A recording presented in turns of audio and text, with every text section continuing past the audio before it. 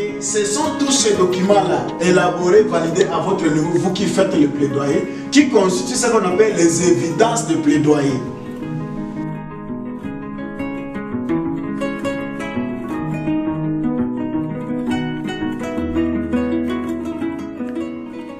Cette activité concerne plus l'élaboration des plans de plaidoyer.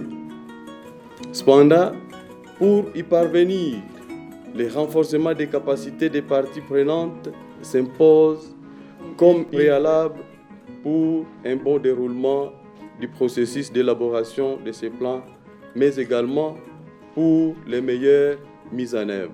Ces programmes accompagnent également les organisations de la société civile et d'autres réseaux de structures locales citoyennes dans les différents processus de plaidoyer et des plans de mitigation des violences basés sur le genre, VBG.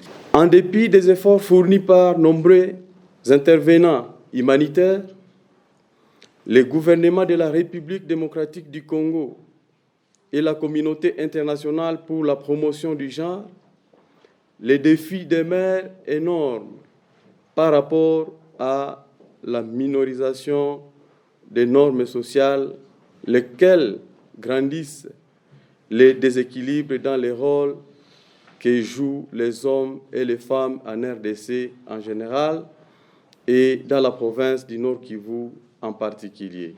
Au regard de tout ce qui précède, la pertinence de la capacitation et l'accompagnement des parties prenantes importantes et susceptibles de contribuer à la prise en compte des besoins de la population au travers les plaidoyers, en y répondant favorablement et rétrécir ainsi la distance élargie par la lenteur administrative, les normes sociales, les us et coutumes et d'autres pratiques contribuant à entraver les chances de l'équilibre du genre est inéluctablement incontestable.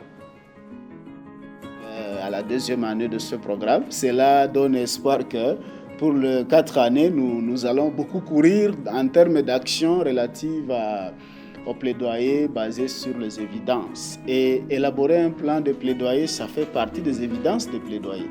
Voilà pourquoi je félicite cette approche et j'encourage SOPROP qui organise cette activité. Nous osons croire du côté de Kerke, dans le contexte fragile qu'est la RDC, spécialement l'Est de la RDC, le renforcement de la société civile et spécialement les organisations assises communautaires comme les OSC, comme les RAVEC et même les alliances des OSC, contribuer à leur renforcement afin qu'elles soient en mesure d'identifier leurs problèmes, leurs besoins, leurs difficultés, leurs défis et spécialement les questions politiques ou du moins la demande politique. Et si je peux être précis, les problématiques pour lesquelles les communautés ont besoin que les autorités interviennent afin de répondre à ces problèmes-là.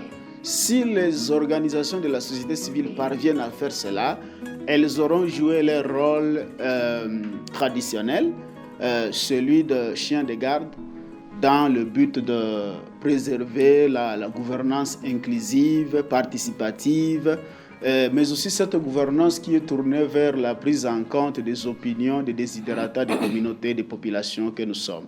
C'est sur ces quelques phrases-là que je voudrais encourager une participation active de nous tous, de toutes personnes ici, mais aussi recommander que les acquis de cet atelier soient capitalisés dans le but de s'engager dans ce processus de plaidoyer en faveur des personnes vulnérables. J'ai dit et je vous remercie.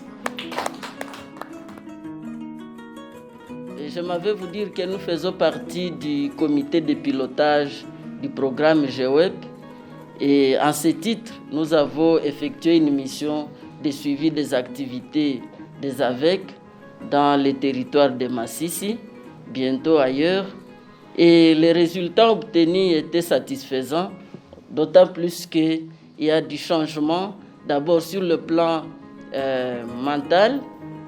La communauté prenne conscience de son état de fragilité et à travers maintenant l'accompagnement des partenaires de CARE qui sont SOPROP, BOAD,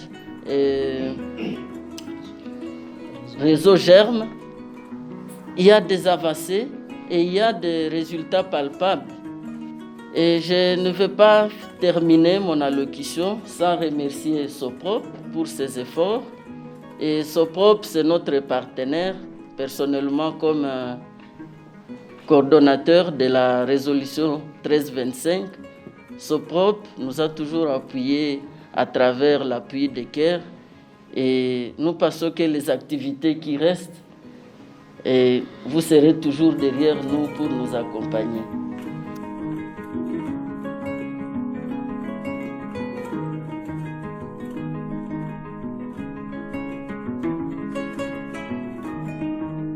Et ce sont tous ces documents-là, élaborés, validés à votre niveau, vous qui faites le plaidoyer, qui constituent ce qu'on appelle les évidences de plaidoyer. Alors, quand on fait un plaidoyer basé sur les évidences, c'est d'être sûr qu'on a les preuves à chaque état.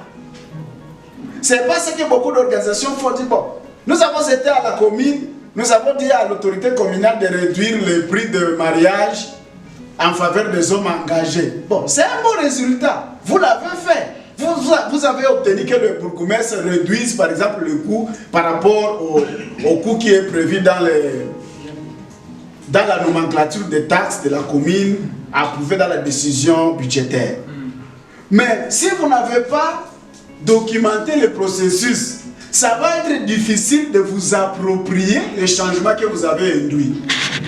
Mais si vous aviez par exemple une note de plaidoyer où vous mettez un message clé à adresser à l'autorité et vous avez sa réponse par rapport à votre note de plaidoyer, lettre de plaidoyer, vous voyez, c'est des documents, des évidences. Personne ne peut vous contester les résultats que vous avez produits, les changements que vous avez obtenus. C'est pourquoi il faut faire un plaidoyer basé sur les évidences. Avec des documents. Je ne parle pas de documents à la dimension des Bibles ou des Corans. Des documents techniques simples, même d'une page, de 2 pages, même 3 pages. Simples, mais techniques. Chaque étape. Même des réunions que vous avez fait avec les autorités. Compte rendu de la réunion. Ça fait partie des évidences. Voilà les 8 étapes du processus de plaidoyer selon le manuel.